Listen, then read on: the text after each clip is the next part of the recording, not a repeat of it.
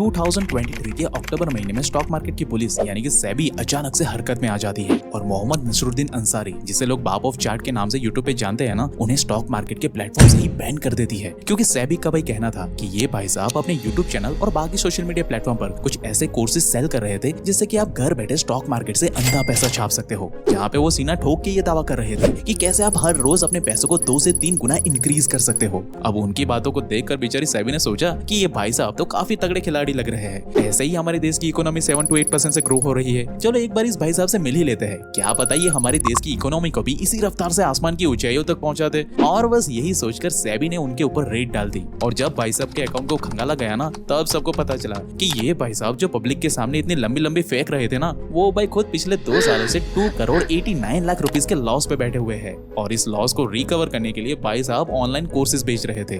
और जैसे ही ये न्यूज बाहर आई कि भाई कई लोगों के तो अमीर बनने के अरमानों पर यूं ही पानी फिर गया। वहीं कुछ लोग ऐसे भी थे जिन्हें अपनी गलती समझ में आई कि नहीं यार, ऐसे किसी पर भरोसा नहीं करना चाहिए। लेकिन भाई अब सवाल ये आता है कि क्या ये इकलौती ऐसी गलती है जो लोग हमेशा करते हैं, या फिर भाई बोले वाले लोग और भी बड़े बड़े मायाजालों में फंसे हुए हैं जिसके बारे में तो लोगों को पता तक नहीं है, जिसकी वजह से ही तो लोग हमेशा गरीबी के दलदल में फंसते जा रहे हैं। और भाई आखिर ऐसी कौन सी मिस्टेक है जो आम जनताओं को गरीबी के दलदल में हमेशा फंसाए रखती है, जबकि टाटा, बिरला और अंबानी जैसे लोगों को दिन ब दिन बिलियनर बनाती जा रही है। तो दोस्त आज इस वीडियो में हम कुछ ऐसे ही गलती से पर्दा हटाने वाले हैं, वो भी 100% प्रूफ एंड एविडेंस के साथ। इसके लिए बस आपको ज्यादा कुछ नहीं करना है, आपको बस इस वीडियो को अंत तक अपने दिमाग को पूरी तरह से खोल कर देखना है, क्योंकि इसमें कोई भी बात मैं अपने मन से नहीं बताने वाला, बल्कि भाई सारी चीजें जो प्रॉपर साइंटिफिक एविडेंस के साथ प्रूव हुई है ना, वही चीजें बिना कोई फिल्टर के मैं आपके सामने रखने वाला हूँ। अगर आप उसे चाहो तो वीडियो खत्म होने के बाद खुद से भी वेरीफाई कर सकते हो, लेकिन हाँ, अभी के लिए मेरे साथ इस वीडियो के अंत तक बने रहे। So hey beautiful people, welcome to Fundoo programming. मैं हूँ आपका दोस्त फंडू बॉय।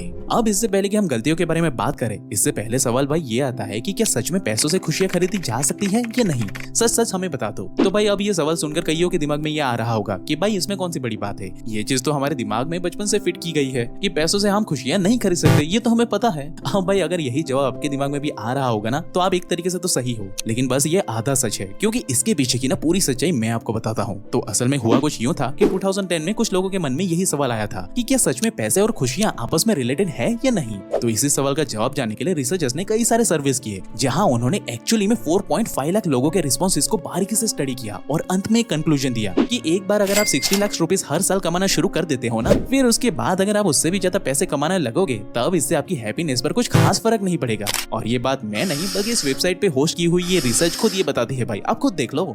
यानी कि भाई आसान शब्दों में कहे ना तो हाँ, पैसों से हैप्पीनेस नहीं खरीदी जा सकती, लेकिन इसके लिए आपके पास ऑलरेडी उतने तो पैसे होने ही चाहिए जिससे कि भाई आपको हर महीने किसी भी चीज की टेंशन ना लेनी पड़े। यहाँ तक कि अभी हाल ही में एक स्टडी की गई थी जिसने भाई बाकायदा प्रूफ के साथ ये बताया कि जब आपके पास बहुत सारा पैसा होना और आप उस पैसों के इस्तेमाल से अपने लिए फ्री का टाइम खरीद पाओ, तब भाई एक्चुअली में आपकी हैप्पीनेस बढ़ती है। और यही वो सीक्रेट है जिस वजह से भाई लोग अंधी मेहनत करते हैं, ताकि वो जल्दी से जल्दी रिटायरमेंट लेकर अपनी फैमिली के साथ फैल कर टाइम स्पेंड कर सके, वो भी बिना कोई पैसों की चिंता किए बगैर। क्योंकि भाई असली मजा सिर्फ परिवार के साथ रहने में ही आता है, और ये बात मैं नहीं बल्कि साइंस खुद कहती है। हाँ भाई, ऐसे लेविश लाइफस्टाइल हम सबको चाहिए तो सही, लेकिन जाने अनजाने हम ऐसी गलती कर देते हैं जिस वजह से ही हम उन गिने चुने अमीरों के लिस्ट में शामिल हो ही नहीं पाते। जैसे कि not having a proper financial plan. जैसे कि ऐसे लोग जो सच में रिच बनने की काबिलियत रखते हैं ना, वो हमेशा से द फायर मोमेंट को सीखने के लिए अपनी जी जान लगा देते हैं। वहीं गरीब और बेचारे पिछड़े लोगों को इस बारे में कोई आइडिया ही नहीं होता है, और ना ही उन्हें इस बारे में कुछ सिखाया जाता है। अब ये द फायर मोमेंट कोई जलती हुई आग वाग नहीं है, बल्कि इसका सीधा सा मतलब है the financial independence retire early, जो एक ऐसा प्लान है जिसके इस्तेमाल से रिच लोग सबसे पहले तो अंधी मेहनत करके खूब सारा पैसा कमाते हैं और उन्हें स्मार्टली मैनेज करते हुए इन्वेस्ट कर देते हैं, ताकि फिर उन्हें कोई काम करने की जरूरत ना पड़े, बल्कि उनके कमाए हुए पैसे उन्हें हर महीने अंधा पैसा कमा करके दे, वो भी भाई बिना कोई मेहनत के। लेकिन बेचारे गरीब लोगों को बचपन से ऐसा कुछ सिखाया ही नहीं जाता, बल्कि उन्हें तो बस एक ही चीज सिखाई जाती है कि बड़े होकर उसे तो बस ठीक ठाक से एक नौकरी हासिल करनी है, ताकि वो जिंदगी भर बस अपनी सैलरी के लिए काम करता रहे। और रही बात रिटायरमेंट की, तो ज्यादातर लोगों को तो रिटायरमेंट का मतलब 60 साल के बाद जब सरकार आपको रिटायर्ड घोषित कर देती है ना, वही समझ में आता है। उसके अलावा तो लोगों को रिटायरमेंट का मतलब ही नहीं पता। इसलिए तो ये बेचारे कभी सिस्टम से बाहर आने की सोचते तक नहीं है कि वो लोग भी सच में अपनी 30 साल की उम्र में ढेर सारा पैसा कमा करके उसे सही से इन्वेस्ट करके बाकी लोगों की तरह ही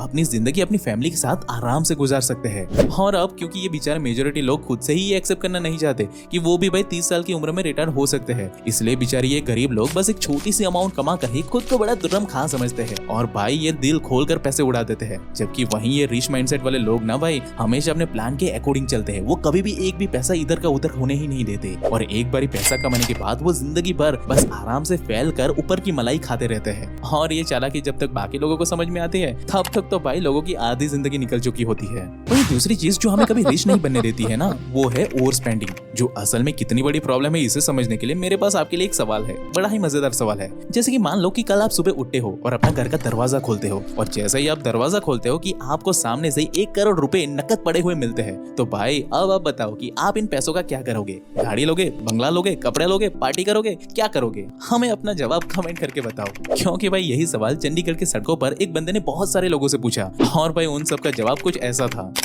आप क्या करोगे अगर आपकी 1 करोड़ की नौकरी निकले? सबसे पहले अपनी जॉब छोड़ूंगी, शॉपिंग करने जाऊंगी। किस चीज की शॉपिंग करो? 1 करोड़ रुपए हैं वो।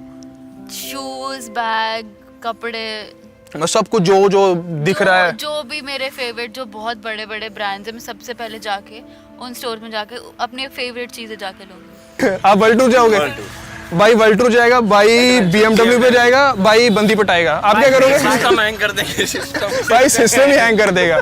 यानी कि भाई 90 to 80% लोगों को पैसे मिलते ही अपने सारे अधूरे सपने को पूरे करने में वो लग जाते हैं। जैसे कि महंगी महंगी कार लेना, पूरी दुनिया घूमना, चिल करना, लाइफ को एंजॉय करना। यानी कि आसान शब्दों में कहे ना भाई तो 1 करोड़ का नाम सुनते ही ये सारे महापुरुष लोग अपनी लाइफ एक महाराजा की तरह जीने के लिए अपने सपने देखने लगे। इन शॉर्ट भाई दुनिया की मेजोरिटी लोगों में ओवर स्पेंडिंग की हैबिट एक इतनी बड़ी प्रॉब्लम बन चुकी है ना आज के टाइम में, कि जहां ज्यादातर लोग पैसे कमाने से पहले ही उन पैसों को कहां पे और किस तरीके से खर्च करना है ना उसके बारे में सोच लेते हैं। और ये बात मैं कुछ इस वीडियो के आधार पे नहीं बता रहा हूँ, बल्कि आप खुद यहाँ इस वेबसाइट पे देख सकते हो कि कैसे हाल ही में हुई एक रिसर्च ये क्लियरली बताती है भाई कि 80% जॉब करने वाले जो एम्प्लॉइज होते हैं ना, वो अपने पूरे महीने की कमाई महीना खत्म होने से पहले ही सफा चट कर देते हैं। उनके पास कुछ बचता ही नहीं है।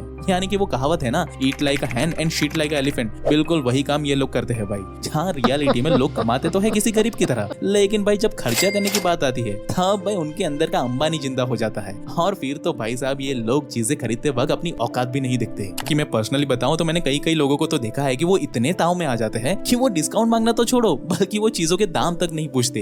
लेकिन बेचारों को ये नहीं पता भाई कि उनकी यही हैबिट उन्हें गरीबी के दलदल में हमेशा के लिए फंसा देती है और वो पूरी जिंदगी वहां से निकल ही नहीं पाते। ऊपर से भाई एक और गलती वो ये कर देते हैं कि रिच बनने के लिए वो कोई ना कोई शॉर्टकट ढूंढ लेते हैं। जैसे कि हमने वीडियो की शुरुआत में ही बताया था ना कि नसरुद्दीन अंसारी, जिसे लोग बाप ऑफ चार्ट के नाम से जानते हैं, उन्होंने भी भाई चालाकी से लोगों को यही दिलासा दिया था कि वो लोगों को जल्दी से जल्दी अमीर बना सकते हैं। और ऐसे लुभावने सपने दिखा करके उसने लोगों को पेड स्टॉक मार्केट एडवाइस देना शुरू किया और ऑनलाइन अपने कोर्सेज बेचना शुरू कर दिया, जिसका नतीजा ये हुआ कि भाई साहब भले ही खुद 2 से 3 करोड़ के लॉस पे बैठे हैं, लेकिन अपने कोर्सेज सेल करके उन्होंने करीब 17 यानी कि 17 करोड़ रुपए छाप लिए। और ये 17 करोड़ रुपए आए कहां से थे? आम जनता से, जो भाई एक तरीके से आप और मेरी तरह घर में बैठकर हर रोज अपने पैसों को डबल करने के सपने देख रही थी। अब भाई वो बेचारी आम जनता आज के जमाने में कितने पैसे कमा रही है वो तो बेचारे वही जाने। लेकिन एक बात तो साफ है भाई कि इस पूरे स्कैम से नसरुद्दीन भाई साहब ने दबा करके पैसे कमाए। और ये कोई अकेले इंसान नहीं है, बल्कि छत्तीसगढ़ की गलियों में एक छोटी सी जूस शॉप चलाने वाले सौरभ भाई साहब ने भी अपने फ्रेंड रवि उप्पल के साथ मिलकर 2023 में कुछ ऐसा ही किया, जहां उन्होंने भी खुलेआम लोगों को इजी मनी के चक्कर में कुछ ऐसा फंसाया और लोगों को बैटिंग ऐप चलाने के लिए दे दिया,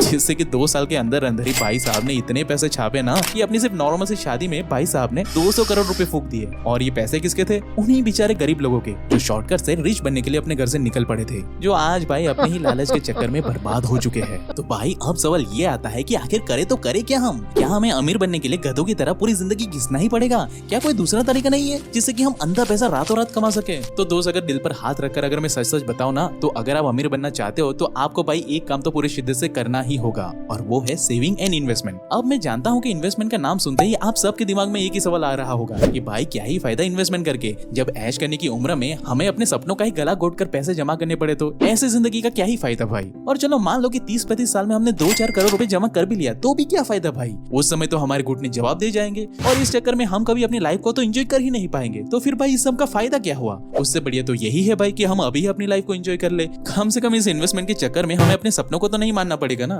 तो दोस्त सच बताओ ना तो ये आर्गुमेंट सुनने में बड़ा ही सेंसिबल सा लगता है, लेकिन दोस्त असली कहानी ना इससे थोड़ी सी अलग है, जिसे ये रिच एंड सक्सेसफुल लोग है ना वो अच्छे से समझते हैं। तो असल में होता कुछ ये है भाई कि जो रिच माइंडसेट वाले लोग होते हैं ना, वो लोग पैसे को इन्वेस्ट तो करते हैं, लेकिन उसके पीछे उनके 2 हिडन एजेंडास होते हैं जो वो नॉर्मली लोगों को नहीं बताते। चलो फिर भी मैं ट्राई करता हूँ आपको आसान भाषा में समझाने की। जैसे कि मान लो कि गौरव नाम का एक आदमी है जो हर महीने 5000 रुपीज म्यूचुअल फंड में इन्वेस्ट करता है और ज्यादा नहीं 3000 रुपीज वो हर महीने सेविंग करता है। अब गौरव भाई की जिंदगी आराम से चल रही थी, लेकिन 5 साल के बाद गौरव भाई साहब को एक छोटा सा बिजनेस आइडिया आता है। इसलिए गौरव भाई ने ज्यादा देरी नहीं की, बल्कि उन्होंने तुरंत ही अपने सेविंग से पैसे निकाले और अपने जॉब के साथ साथ एक छोटा सा बिजनेस स्टार्ट कर दिया। अब रियलिटी के बेस पे यहाँ पे 2 चीजें हो सकती है, या तो वो बिजनेस चलेगा और गौरव भाई अंधा पैसा और भी छापेंगे, या फिर हो सकता है कि गौरव भाई के सारे पैसे पानी में चले जाए, यानी कि बिजनेस फ्लॉप हो जाए।